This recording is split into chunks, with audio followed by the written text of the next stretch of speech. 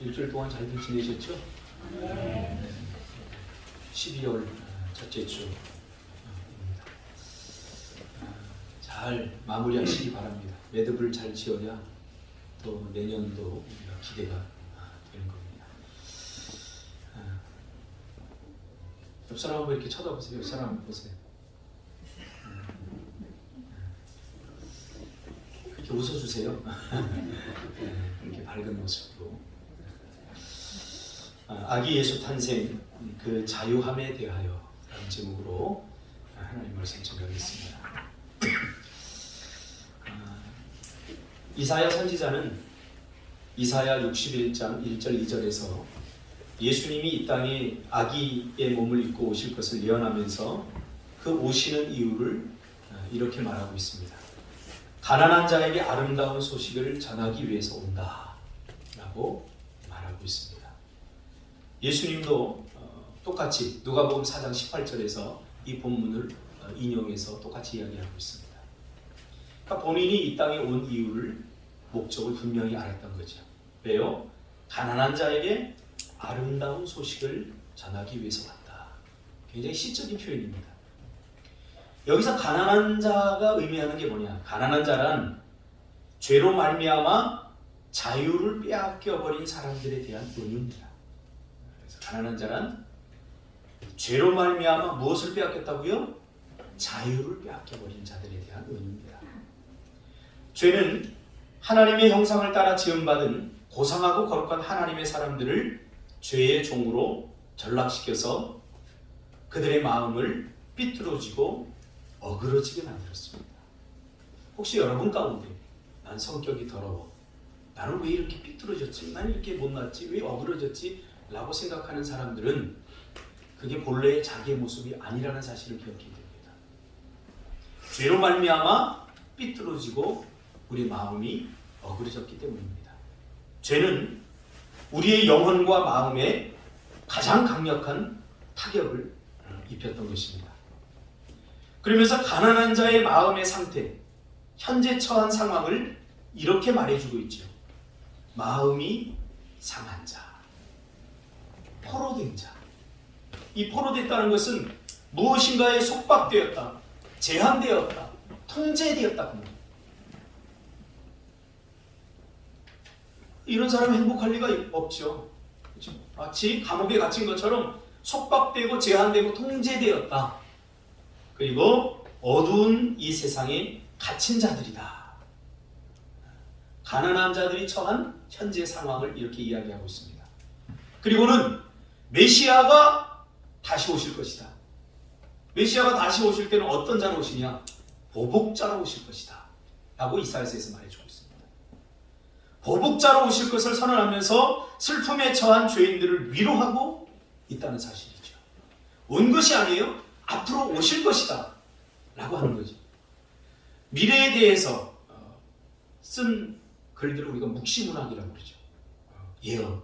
그렇죠. 예언. 그러니까 온 건 아니에요. 근데 현재 그 가난한 자들의 모습을 보면서 앞으로 메시아가 오실 것이다. 그때 너희들을 보복해 줄 거야. 보복자로 오실 거야. 그러면서 미래에 대해서 이야기해 주고 있죠. 그러니까 예언의 목적은 미래를 예측하는 것이 아니라 현재의 그 감당할 수 없는 고통과 힘겨운 삶에 처한 사람들에게 위로를 전달하는 것이 묵시문학의 목적입니다. 예언의 목적입니다. 그러니까 우리가 미래에 대한 말씀을 들으면서 현재 어려움을 견뎌낼 수 있죠. 너희가 지금은 이렇게 힘들고 어렵지만 그러나 그 메시아가 오면 그 가난했던 너희들, 속박되었고 마음이 상했고 어둠에 갇혀있던 너희들이 보복자로 인해서 다시 회복될 거야 라고 하는 말을 듣게 되는 거죠. 그러니까 어떤 사람이 희망을 얻습니까? 이 사실을 믿는 사람. 하나님의 예언의 말씀을 믿음으로 수납하고 믿음으로 받아들이는 사람에게 무엇이 생기냐면 희망과 소망이 생깁니다. 한마디로 이 이사야 61장은 자유 대헌장입니다. 사실 인간의 고통은 왜 우리가 이렇게 힘들까? 왜 이렇게 수고하고 무거운 짐을 우리가 지고 살까? 하고 계속해서 추적해보면 그 끝에 무엇이 남느냐면 인간을 고통으로 몰아가는 것은 자유 없습니다. 죄가 우리의 자유를 빼앗아갔어요.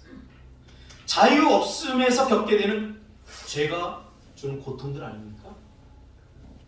자유롭지 못해요. 돈을 마음껏 쓰고 싶어도 제한되어 있어요. 모든 게 다 제한되어 있어요. 그게 죄가 한 역할이에요. 죄가 우리 인생에 하나님께서 우리에게 주신 무한한 은혜와 무한한 사랑을 단절하게 만들었다는 거죠. 사랑 없음이 만들어낸 게 뭡니까? 미움 아닙니까? 미움은 사랑의 한계가 만들어내는 거예요. 원래 우리는 하나님께서 마음껏 사랑하도록 그렇게 만드셨어요. 그러니까 이 사랑의 한계가 오자 미워하게 돼요. 미움이 생겨나는 거예요. 그러니까 누군가를 미워하게 되면 삶이 깨어집니다. 그렇죠?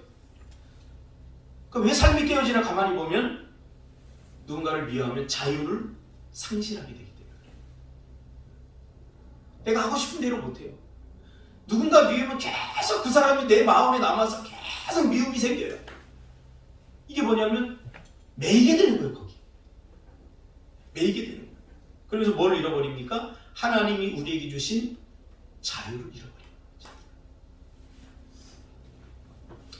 이 죄의 종으로 시달리는 사람들에게 자유를 다시 회복시켜주기 위해서 하나님은 예수님을 이 땅에 보내신 것입니다. 그 과정이 시각적으로 가장 잘 드러난 것이 바로 지금 우리가 읽은 출애굽기입니다. 그래서 출애굽기를 읽을 때는 그림책처럼 이미지화하면서 읽으면 굉장히 많이 도움이 됩니다.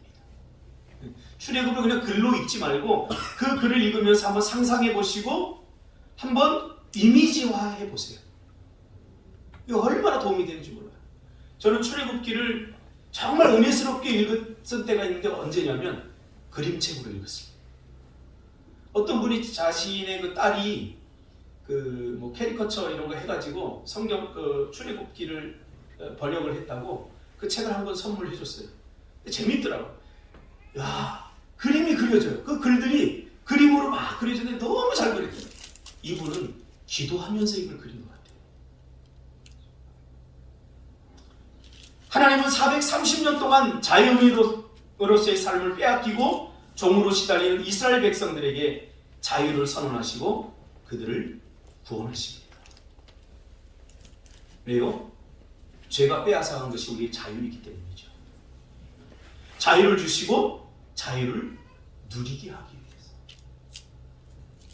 그러므로 성경에서 말하는 자유란 자기 마음대로 자기가 하고 싶은 대로 하는 자유가 아닌 죄로부터의 자유입니다.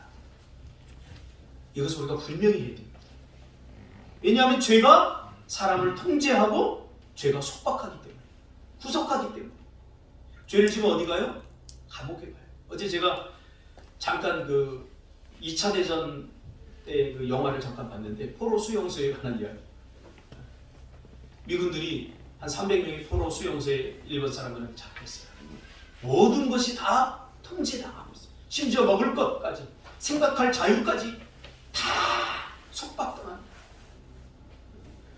그 규칙을 잘 지키면 빵 한 쪽 더 주는 거예요. 인간이 어디까지 수치스러움을 느낄 수 있나?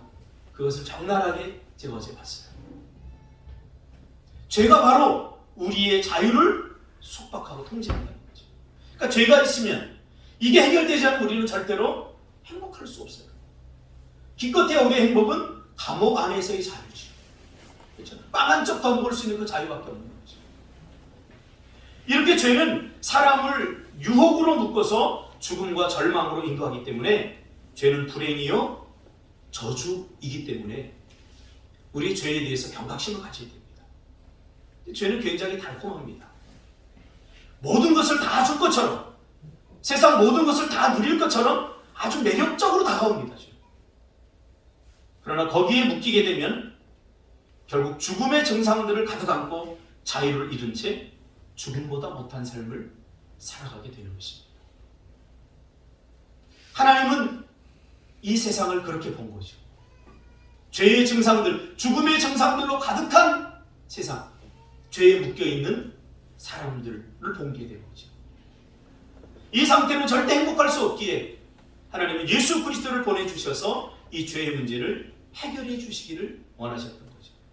죄의 문제를 해결해서 우리에게 주기를 원했던 것 뭡니까? 자유입니다. 단순히 죄의 문제 해결이 목적이 아니라 그 죄의 문제를 해결함으로써 우리에게 정말로 주고 싶었던 건 뭐냐면 자유입니다. 자유를 우리에게 주시기 위해서 이 땅에 가장 작고 연약한 순 같은 모습으로 이 땅에 오신 것입니다. 예수님은 진리를 알지니 진리가 너희를 자유케 하리라. 오늘날 많은 그리스도인들이 복음을 제대로 이해하지 못하고 종교적인 그리스도인으로 전락해서 이 복음이 주는 자유를 누리지 못하는 것을 저는 가슴 아파합니다. 한국교회에서 외치는 게 있어요. 세속화입니다. 세속화. 그러나 제가 깨닫기에는, 제가 통찰하기에는 세속화보다 더 큰 문제가 있어요. 그게 뭐냐면 종교화예요. 종교화.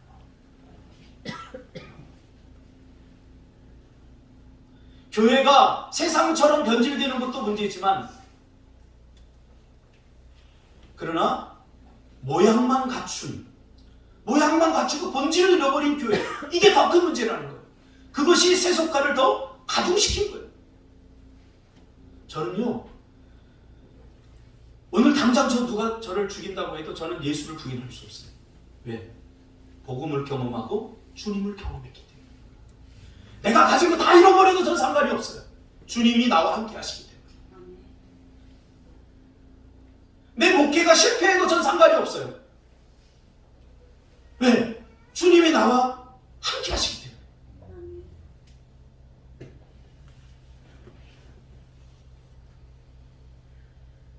우리는 예수를 믿음으로 하나님의 백성이 되었습니다. 그러나 아직 우리는 완성되지 않은 구원을 살아가고 있습니다. 그 여정 가운데 있습니다. 그 이유에 대해서는 제가 계속해서 설명해 줬잖아요. 구원의 불충족성 때문이 아니라 아직 예수님이 재림하지 않았기 때문에 이미 구원받았지만 아직 완성되지 않은, 예수님이 와야 완성되기 때문에 아직 안 왔기 때문에 미완성이라는 거예요. 그 사이를 살아가고 있어요.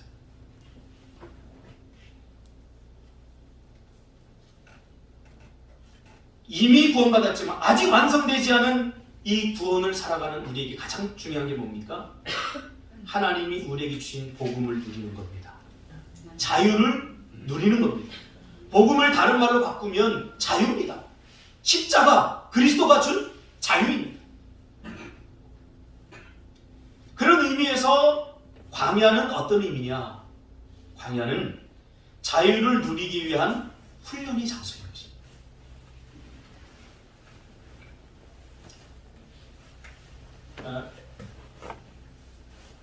대담아, 좀 지루하지?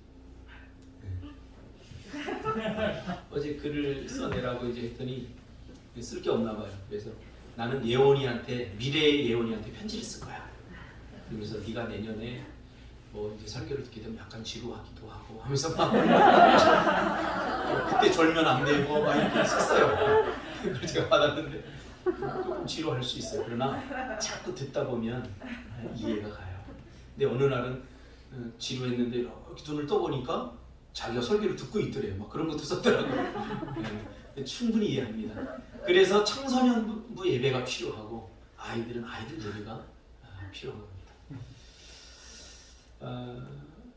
자유. 광야는 어떤 것이냐? 광야는 이미 구원받은 하나님의 백성들이 자유를 누리기 위해서 훈련받는 훈련의 장소입니다. 왜냐하면 이미 구원받아 자유민이 됐어요. 이스라엘은 자유민이 된 거예요. 그런데 430년 동안 종으로 살았잖아요. 생각해 보세요. 종의 근성이 배어 있습니다. 그들의 사고, 그들의 가치관, 그들의 삶의 습관, 모든 것들이 다 종의 습관이 배어 있어요. 우리나라가 일본에 36년 동안 나라가 빼앗겼는데도 얼마나 그 일제의 잔재들이 많이 남아 있습니까? 저는 대학 다닐 때 그 소위 말하는 노가다를 다니고 깜짝 놀랐어요. 노가다 그 건축의 모든 용어가 다 일본 용어예요. 야, 다루끼 갖고 와 그래. 다루끼. 다루끼가 뭐예요? 이 새끼 나무잖아. 저거 나무. 저거 갖고 와. 전부 다 건축 용어들이 다 일본 용어. 그뿐이겠습니까? 니시로코 하치도. 저희 어머니는 뭐 쉴 때 니시로코 하치도 아직도 기억해요. 그게 뭐예요? 그랬더니 둘, 넷, 여섯, 여덟, 열이래요. 일본의 잔재가 얼마나 남아있습니까? 네, 이스라엘 백성들도 마찬가지예요. 하나님께서 자유를 주셨지만 그들 뼛속까지 들어있는 것은 여전히 죄의 근성, 종의 근성들이 있었다는 사실이죠. 이것을 없애지 아니하고는 자유를 누릴 수 없어요. 광야라는 것은 어떤 것이냐? 자유민으로서 자유를 누리게 하기 위한 하나님의 훈련 장소라는 것. 애굽의 바로는 죄의 주인 노릇을 죄에 대한 은유입니다. 하나님은 그 견고하고 완고한 죄의 주인으로부터 이스라엘 백성들을 탈출시키기 위해서 9가지 재앙을 내리고, 그래도 죄의 견고한 마음이 끄덕이지 않으니까 마지막 10번째 장자의 죽음을 통해서 죄를 움직이게 합니다.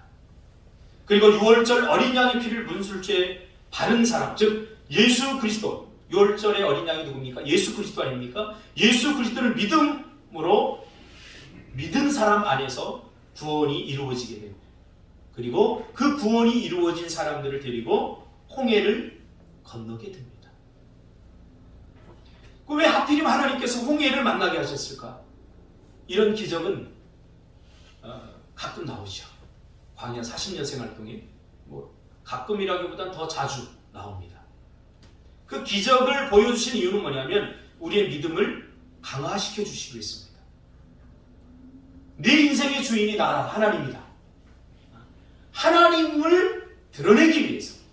너의 주인은 더 이상 바로가 아니야. 애굽의 바로가 아니야. 내 인생의 주인, 너희들의 삶의 주인은 너희들에게 자유를 준 나 하나님이야 라는 것을 드러내 주시기 위해서 기적을 베풀어 주는 거예요. 그것을 보고 이스라엘 백성들은 믿음이 더 강화되는 것이겠죠. 기적의 목적이 홍해를 가르기 위함이 아니라 하나님이 내 인생의 주인임을 선포하기 위해서 주어진 것입니다. 그러나 그들은 여전히 종의 근성이 그대로 남아 있습니다.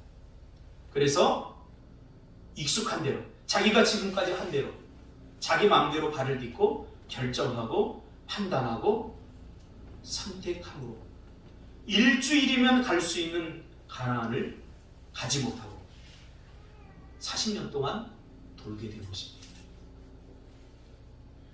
많은 사람들이 이렇게 얘기해요. 하나님이 여기까지 데리고 간 거 아니야? 그렇지 않습니다.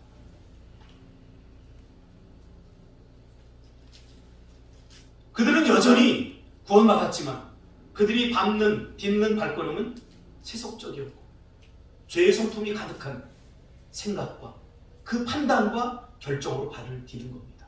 그러다 보니까 이쪽으로 가면 안 되겠고 저쪽으로 가면 안 되겠고 따질 것이 많아요. 저쪽으로 가면 적들에게 노출될 것 같고 이쪽으로 가면 이런 세속적이고 인간적인 생각과 결정이 판단과 결정들이 결국 가나안을 뺑뺑 돌게 만든 거예요. 그럼 하나님은 그때 뭐 하셨는가? 그럼 우리가 다시 복음으로 가서 다시 복음을 얘기해야 됩니다. 하나님은 우리를 로봇처럼 만들지 않았어요. 삐리삐리삐리 박준석 걸로 가면 안 돼. 이렇게 만들지 않았어요. 하나님의 성품을 닮았다라고 하는 것은 하나님의 그 생각, 하나님의 모든 성품을 그대로 우리에게 물려주셨다. 인간의 인간됨의 그 뿌리는 뭐가 있냐? 자유라는 거예요. 자유.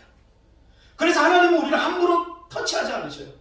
함부로 이래라 저래라 개입하지 않으셔요. 하나님은 우리를 인격적으로 그 하나님의 형상으로 우리를 대해요. 그래서 때로는 내가 선택하고 결정하고 판단하는 것들을 하나님은 철저히 존중해 주셔요. 그것이 없다면 우리가 어떻게 로봇가 아니라고 말할 수 있겠습니까? 그 하나님에 대한 이해가 우리가 반드시 필요합니다. 이스라엘 백성들이 그 광야를 헤맨 것은 결국 구원받았지만 여전히 자신들의 본성, 죄성으로 생존하려고 하는 그 발걸음을 보시고 마음 아파하신 것입니다. 하나님이 인도한 것이 아닙니다. 죄의 노예로 익숙해진 선택의 발걸음이죠. 자유를 억압하지 않기 위해서 하나님은 이토록 애를 쓰시는 거예요. 그래서 그들이 당도한 것이, 홍해를 건너서 당도한 것이 바로 스루광야입니다. 스루광야에서 사흘 길을 걸었지만 물을 얻지 못했고, 그리고 마라에 다다르게 됩니다. 마라는 일종의 오아시스죠. 야, 저곳에 가면 물을 먹을 수 있겠다. 그리고 많은 사람들이 사흘을 물을 마시지 못하니까 얼마나 목말랐겠어요. 그리고 한 걸음에 달려갔는데 보니까 물을 마셨는데 쓴 물이에요.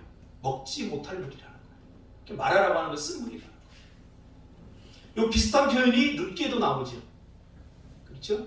나오미가 모든 것을 다 잃어버리고 자기는 쓴 사람이 되었다라고 표현합니다. 누구의 선택이었습니까?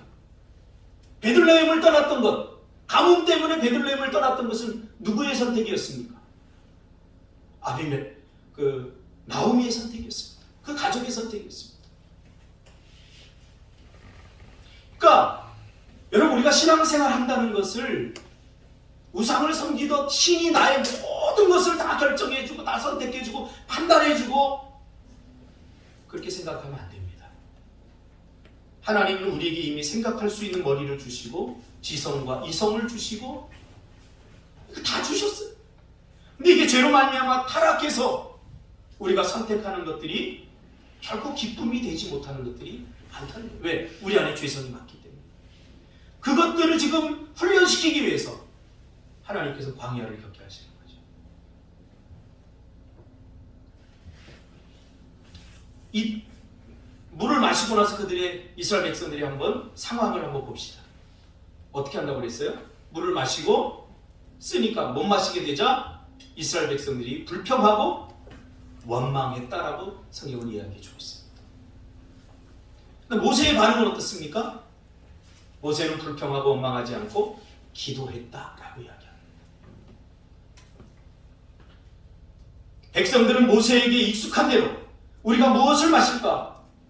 불평과 원망 가득한 상태로 말하고 모세는 하나님께 묻습니다. 자기들이 선택해서 와놓고는 하나님이 여기까지 인도해서 왔다라고 핑계댑니다. 어쩌면 우리와 이렇게 비슷하죠? 자유를 얻었지만 오직 모세 한 사람만 지금 자유를 누리고 있는 거죠. 그래서 하나님이 모세에게 한 나무를 가리키면서 그 나무를 잘라 물에 던져서 물을 중화시켜서 쓴 물이 단물이 되게 하십니다. 마시지 못할 물을 마실 수 있도록 하나님께서 하십니다. 그 광경을 이스라엘 백성들이 다 봅니다. 이 기적도 사실은 물을 주기 위한 것이 아니라 이렇게 하는 사람, 그분이 누군가를 하나님 자신을 지금 드러내고 있는 거예요. 근데 지독하게 이스라엘 백성들은 그걸 보지 못하죠. 야, 나는 지금 이 물을, 너희들 못 마실 물을 마실 수 있도록 할 수 있는 그런 사람이야. 나는 홍해가 가로막혔지만 그 바다에 길을 낼 수 있는 사람이 바로 나야. 내가 바로 너의 하나님이고 아버지야 라는 것을 계속해서 하나님은 알려주지만 여전히 이스라엘 백성 그걸 보지 못하죠. 여러분, 그 하나님을 여러분 보시길 바랍니다. 이걸 봐야 돼요. 이걸. 그래야 광야가 기쁨의 땅이 될 수 있어요. 이것은 아주 자연스럽고 억지스럽지 않은 강요스럽지 않은 자연스러움입니다. 그 기적을 준 다음에 하나님께서 하신 일이 있어요. 이게 너무 중요한 거예요. 뭐냐면 하나님이 그들에게 법도와 율례를 말합니다. 이 법도와 율례는 자유민으로서 행복하게 살려면 이렇게 살아야 된다 라는 자연스러운 규칙입니다. 물고기는 어디에서 살아야 살 수 있죠? 저기 우리 연못에 가보면 내가 봄에 요만한 화초를 하나 심었는데 온 연못을 다 퍼뜨렸어요. 지저분해서 제가 그걸 걷어냈어요. 걷어내고 며칠 후에 가봤더니 붕어 새끼 한 마리가 죽어 있더라고요. 할렐루야. 네. 거기서 있다가 내가 그걸 미처 못 보고 그걸 이렇게 걷어서 냈는데 붕어가 왜 딸려서 죽었더라고요.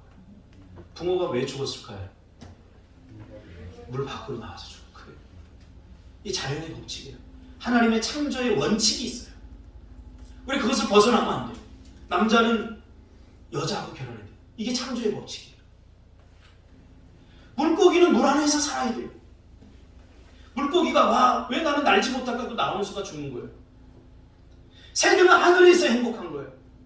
특권 아닙니까? 날개 있는 게? 저도 날고 싶어요. 고소공포증이 있거든요. 제가 좀.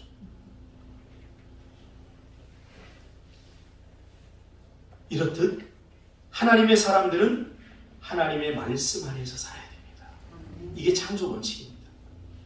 그래야 자유를 누릴 수 있다는 거예요. 물고기가 물 밖으로 나오는 순간 자유는 사라져 버립니다. 얼마나 재앙을 많이 받습니까? 숨 쉬는 것부터. 그런 의미에서 하나님이 우리에게 율법을 주신 것을 우리가 받아들여야 돼요. 그러니까 우리가 타락하면 율법을 어떻게 이해하냐면 힘들다. 이걸 어떻게 다 지켜? 제가 늘 이야기하죠. 율법 지키라고 준 게 아니에요. 다 지킬 수도 없어요. 그럼에도 불구하고 이걸 다 지키지 못함에도 불구하고 내가 너희를 버리지 않고 사랑한다라는 것을 깨닫게 하기 위해서, 하나님의 은혜를 깨닫게 하기 위해서 율법을 주신 거예요. 율법을 주시잖아요.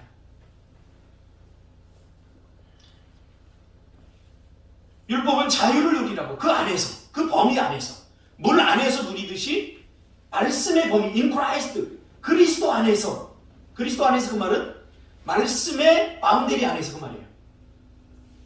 그러면 우리는 거기에 만족해야 돼요. 그 안에서 우리는 충분히 자유할 수 있고 충분히 누릴 수 있어요.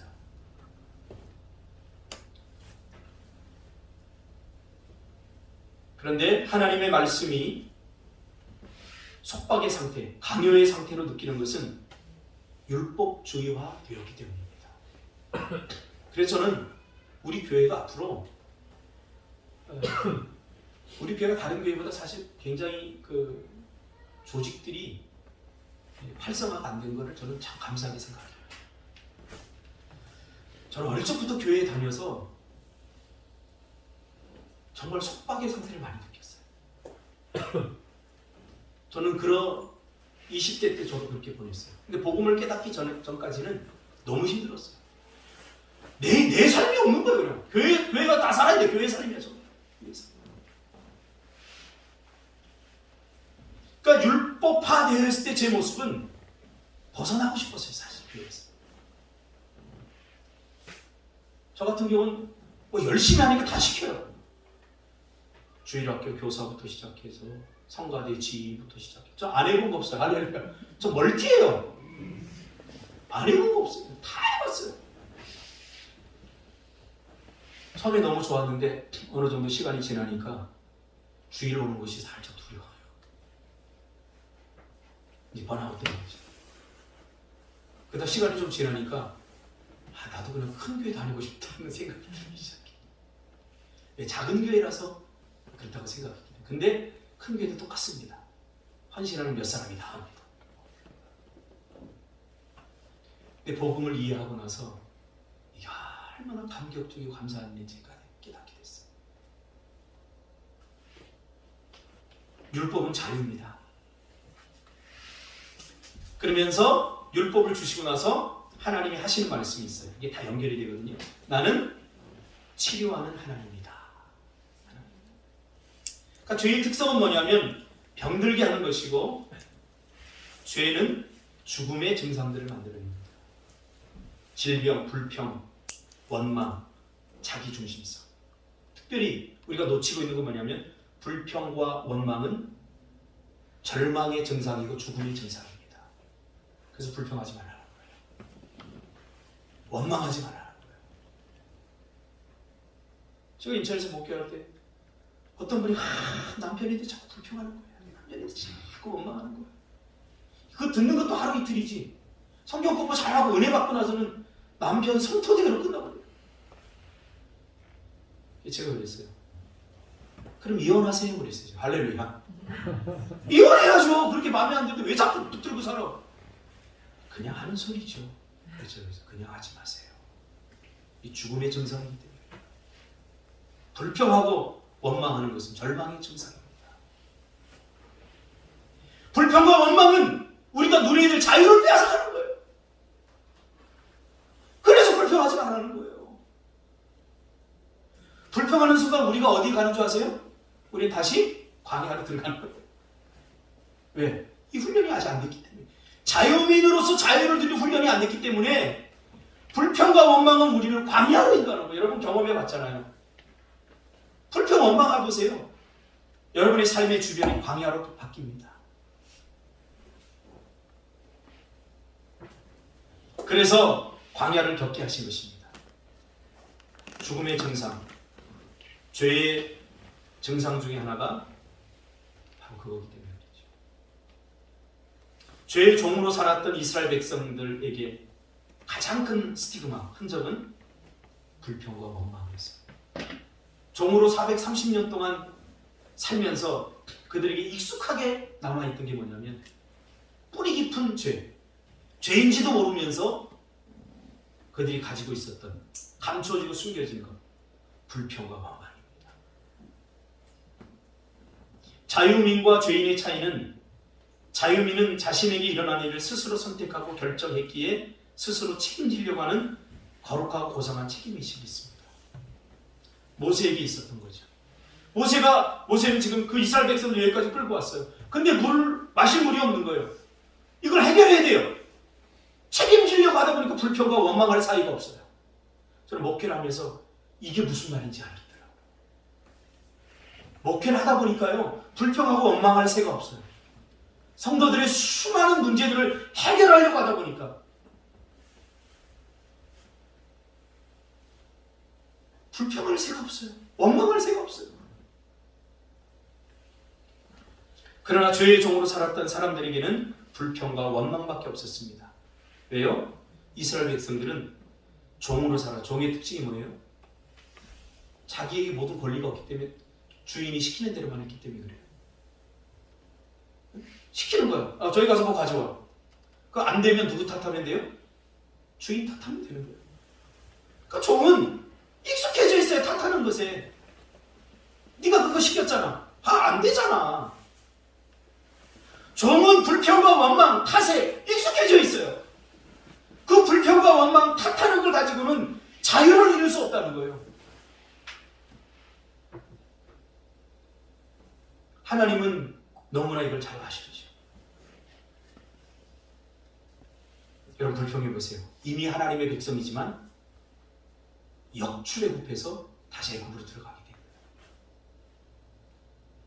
그것을 광야에서 가르치기 위해서 죄로 익숙해진 사람들의 선택인 광야 속에 하나님께서 함께 하시는 겁니다. 그래서 우리는 하나님의 역사, 시간을 두 가지 개념으로 이해할 필요가 있어요. 첫째로는 크로노스적, 연대기적 시간이죠. 지금 우리가 살아가는 2020년 이 크로노스적 시간입니다. 연대기적 시간. 그러나 하나님의 백성들은 카이로스적 시간도 함께 사용합니다. 질적인 시간, 은혜의 시간. 시간과 공간을 초월하는 시간. 이것은 연대기적 시간과 달라요. 좌로 우로 어떨 때 빅뱅이 막 일어나요. 그러니까 우리가 불평하면 우리를 이 카이로스 시간은 어디로 데리고 와요? 광야로 다시 데려가요. 혹시 여러분의 삶에 광야 같은 삶을 지금 겪고 있습니까? 고치셔야 돼요. 불평과 원망을 탓하는 것을 내 삶에서 몰아내야 돼요. 그래야 진정한 자유를 누릴 수 있겠다. 심리학에서는 누군가를 탓하고 불평하고 원망하는 걸 성격 장애로 보고 있습니다. 자기 잘못은 아무것도 없어요. 그러니까 자기 마음 얼마나 편하겠어요. 저 사람 때문이야. 저 사람 때문이야. 내가 환경을 잘못 만나서 그래. 부모를 잘못 만나서 그래. 그럼 자기는 위로될 수 있지만 그러나 그런 사람은 그렇게 말하는 동안 자유를 빼앗겨버립니다. 내 인생은 하나님께서 오롯이 나에게 주신, 하나님이 나에게 주신 자유를 가지고 선택하고 판단하고 결정하도록 그렇게 주신 시간들입니다. 그래서 그래서 여러분이 결정하고 판단하고 선택한 것을 여러분이 책임을 져야 됩니다. 그것이 자유민이에요. 그래서 우리의 선택은 신중해야 됩니다. 기도하고 또 하고 하나님의 뜻을 듣고 결정하고 그리고 선택해야 됩니다. 제가 제주도로 오기까지 3년 동안 하나님 앞에 기도했어요. 3년. 결코 쉬었다고 말해서는 안 돼요. 왜 그럽니까? 내 하나의 선택에 내 인생도 달려있지만 내 제자들의 인생도 달려있고 이거 얼마나 중요한 일입니까? 그것을 어떻게 기분대로 판단할 수가 있고 선택할 수가 있겠습니까? 철저히 하나님의 뜻에 합하는 선택을 하기 위해서 3년 동안 때로는 금식기도 하면서 때로는 울부짖으면서 거절도 해보고 거부도 해보고 하면서 결정한 거예요.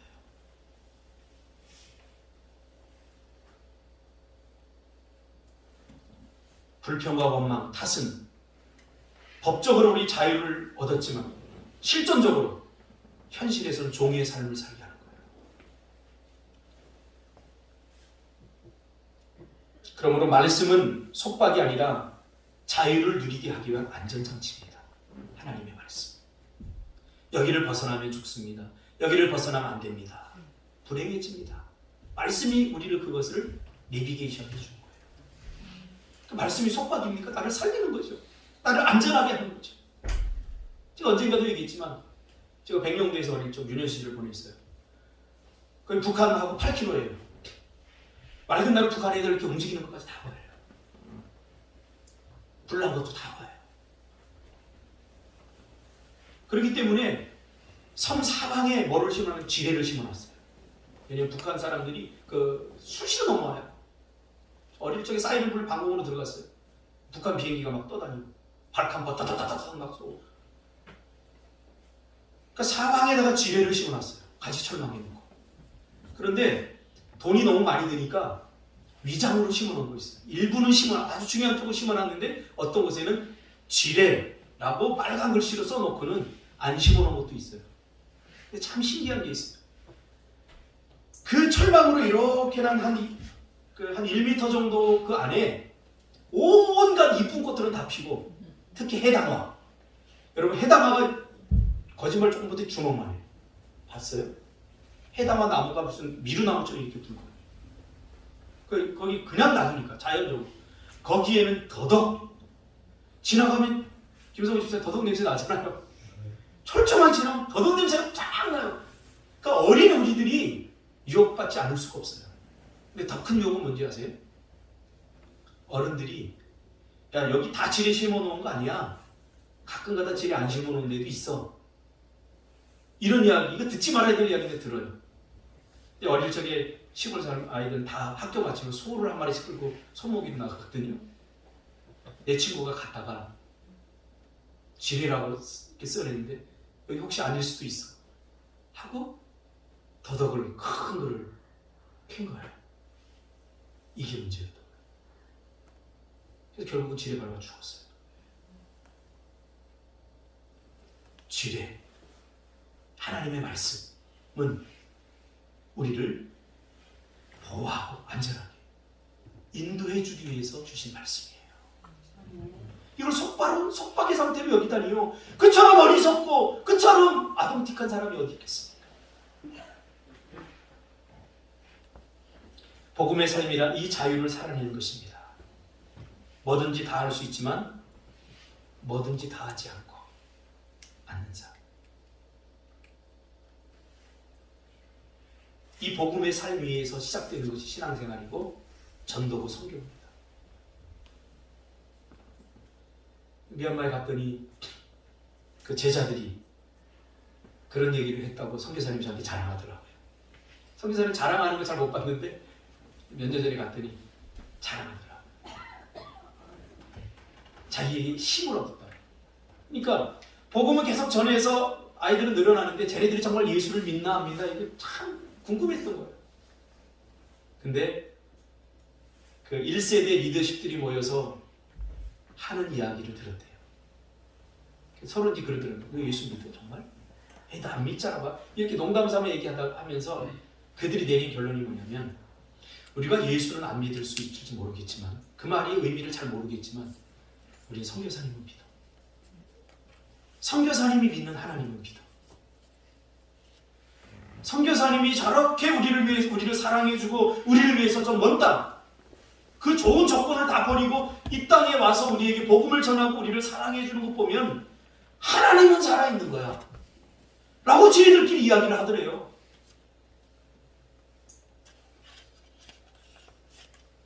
선교사님의 삶 속에서 자유를 본 거죠. 그 미얀마 아이들이. 자유. 복음은 여기부터 시작됩니다. 억지로 매는 게 아니에요. 억지로 매는. 저 사람 예수 믿는 거 보니까 나는 별로 교회 다니고 싶지 않아. 저 사람 사는 거 보니까 자기는 기쁘다고 막 억지로 우기긴 하는데 굉장히 힘들어 봐요. 뭔가 우리 복음을 다시 들어야 됩니다. 복음은 십자가를 지고도 미소를 잃어보지 않게 만듭니다. 실제로 초대교회 성도들이 예수 믿다가 잡혀 죽으면서 수많은 사람들이 그 그리스도인들의 죽음을 보면서 했던 고백이 이 고백이에요. 저들은 십자가를 지고도 미소를 잃어버리지 않네. 오늘 하나님께서 우리에게 주신 사역, 1년 동안 우리에게 맡겨진 사역, 하나님께서 우리에게 선물로 주신 삶을 여러분 어떻게 사셨습니까? 이 자유를 누리며 사셨습니까? 아니면 억지로 어쩔 수 없이 살았습니까? 이번 주에 한 1000명 모이는 교회 담임 목사를 하고 있는 제 선배가 왔어요. 와서 저하고 이렇게 이야기하면서 그런 얘기를 하더라고요. 이제 교회 간지 한 1년도 안 됐는데 헌금함에 투서가 들어왔대요. 투서가. 그래서 집사님이 안수 집사님을 갖고 왔대요. 투서 들어. 보니까 뭐라고 돼 있는 거예요? 그날은 이 설교 제목이 안 잡혀서 밤새도록 이 설교 제목 잡느라고 씨름하고 설교 만들려고 씨름하다가 3시, 4시까지 씨름하다가 새벽 예배 5시인데 잠깐 잠이 들어가고 새벽 예배 못 나간 거예요. 그런데 투소가 되는 거예요. 목사가 새벽 기도 안 한다고.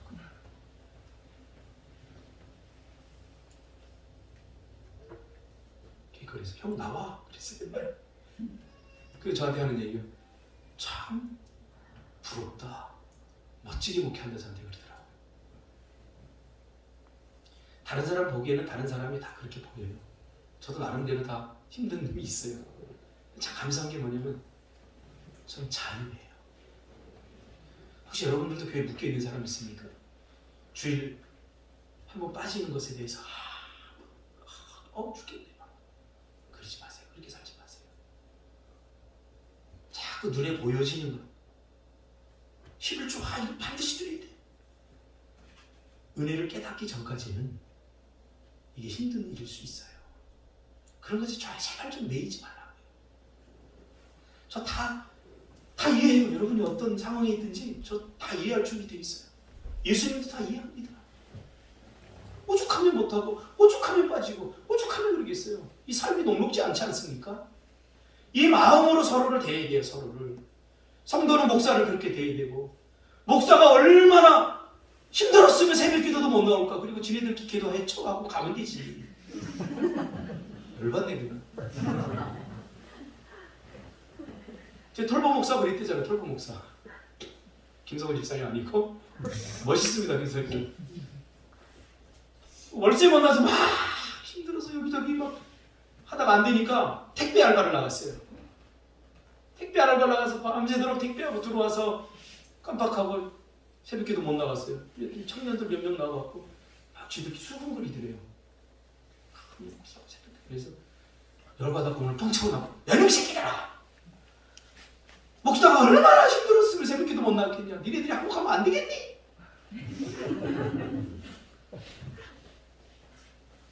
하세요 제발. 제가 천국 보내주는 거 아니잖아요. 저도 인간이에요. 서로 하나님이 주신 인간 대 인간으로 대접을 해야 돼요. 여기 목사, 장로 이게 뭐 중요합니까? 자꾸 제가 설교하는 거 갖고 뭐 길게 하느니 못하느니 그러면 전 다음 주부터 여러분 한 사람씩 다 설교시킬 거예요. 완전 복수할 거예요. 좀 이해하세요. 집사는 전해야 돼. 그리스도는 전해야 돼. 우리 세상으로부터 너무 많이 듣지 않았습니까?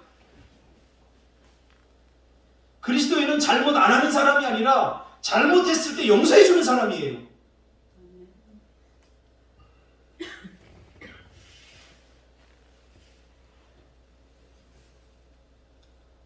진리를 알지니 진리가 너희를 자유케 하리라. 중요한 게 있어요. 이것만 하고 마치려고 합니다. 그래도 우리는 주님 안에 있다는 사실. 망해도 주님 안에서 망하는 거예요. 아파도 주님 안에서 아픈 거예요.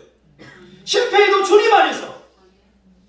광야는 주님의 품이. 주님 안에 있다면 문제될 거 없지 않습니까? 이대로 죽어도 좋지 않습니까? 어차피 주님 안인데. 우리 애담이가 좀 완벽주의 근성이 있어요. 그래서 뭘 해 그러면 완벽하지 않으면 잘 안 하려고 그래요. 근데 아빠인 저로서는 그래 했으면 좋겠어. 어차피 아빠 앞인데.